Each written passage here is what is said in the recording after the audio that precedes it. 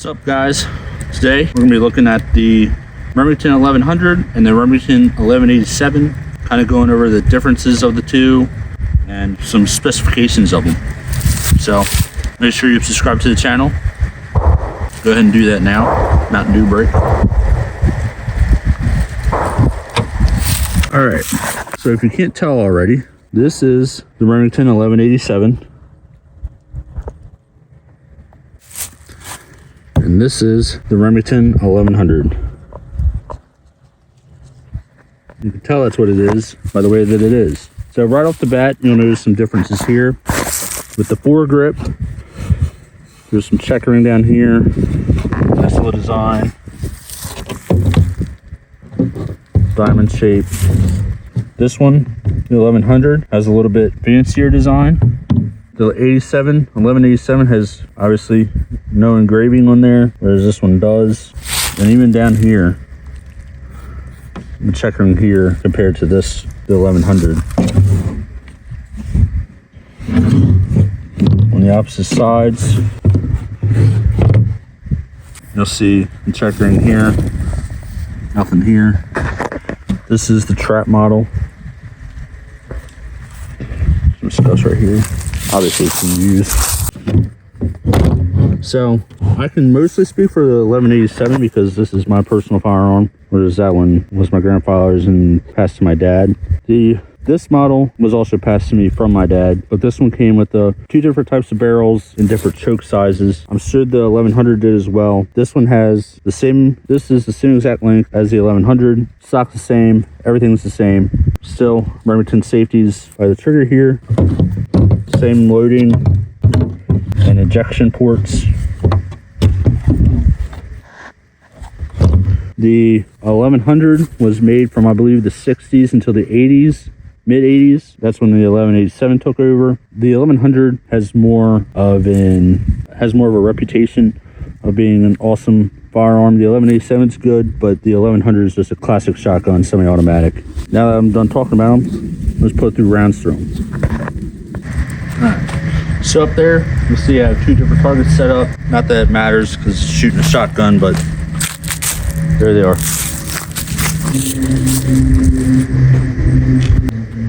We're still shooting, looks like 7.5 shot, 2 3/4 inch shells.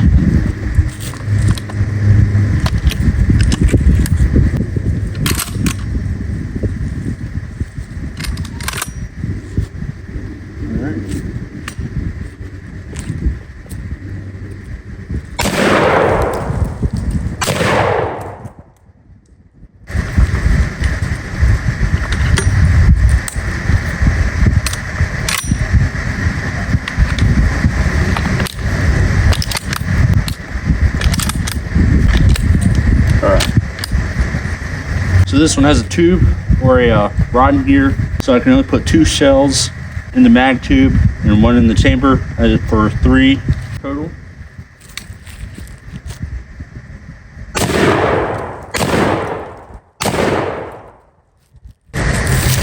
As you can see, shoots extremely well. It's a Remington, old-fashioned, old-school Remington. You don't really expect anything to go wrong with them, but that's the 1100. Now for the 1187.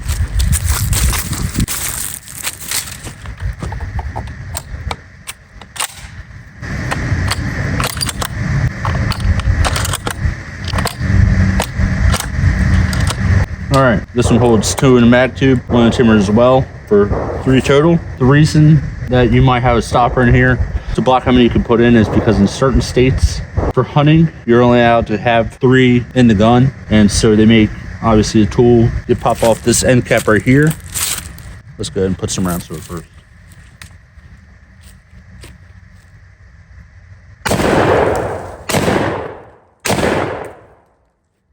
Cycles through them perfectly. So take this off, spin this, off comes the cap. Right here is a screw, or for a flathead screwdriver. You can pop that down and twist it.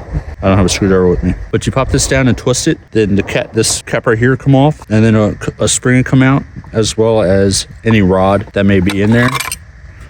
This takes foregrip off, this comes off, and then this is how you take the barrel off, which is a little bit different from the Mossberg, but we're not going to get into all that jazz right now. Let's put a few more through them.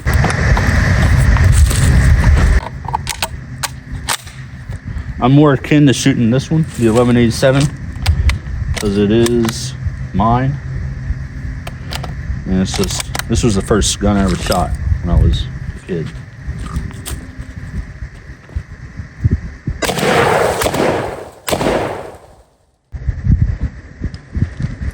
As I was saying, in some states, you're only allowed to have 3 shells in the firearm.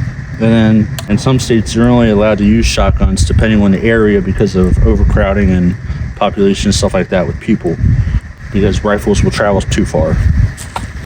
To line this up, typical shotgun. Some just have the end bead here. This one has the bead right here. You line them up, you're spot on. There's no adjustment needed, no nothing. It just, it'll shoot where you're aiming. So I am actually going to take off this just to show you guys how to do it. I don't have a screwdriver, but I do have a knife. So as I was showing, there's that.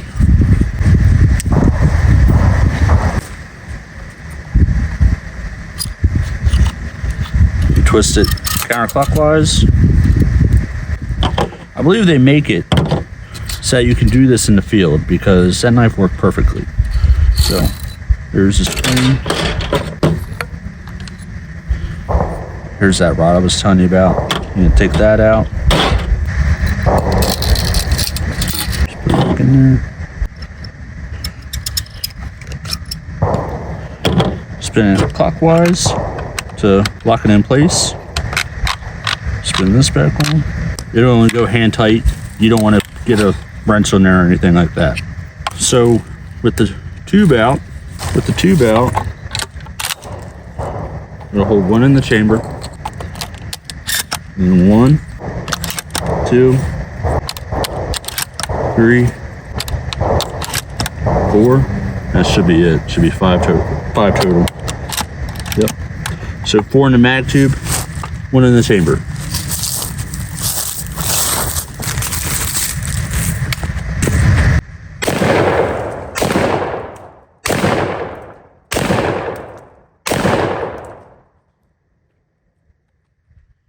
Shoots amazingly. This is just a Remington. This is the 1187. Shoots great. As you can see, as long as you have these 2 lined up, you'll be spot on. Obviously, depending on distance you want to take in account, drop and stuff like that. But for short distances, or within 100 yards, within 50 yards, you don't have to do much adjustment. So I'm going to put that tube back in. Obviously, you don't want to make this too tight, because if you do have to do something in the field, you want to be able to take it off there.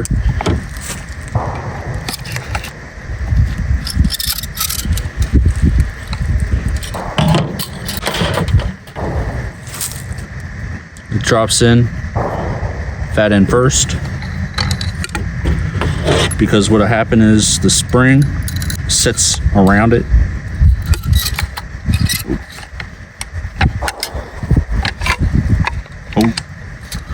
The barrel's coming off. So I can actually set that with my hand, my finger. And this goes on. And that's it. Alright, so that's the main differences between the Remington 1187 and the 1100. I'm more partial to the 1187 because it's what I grew up shooting. The 1100, I think, is, this model particularly, is much more beautiful, and they put a little more time into it than the 1187. But other than that, they're relatively the same and equal, shoot the same, and haven't had any issues with them at all ever since they've been owned by my family. Like I said before, if you haven't already, make sure you subscribe to the channel. Take care. Have a great day.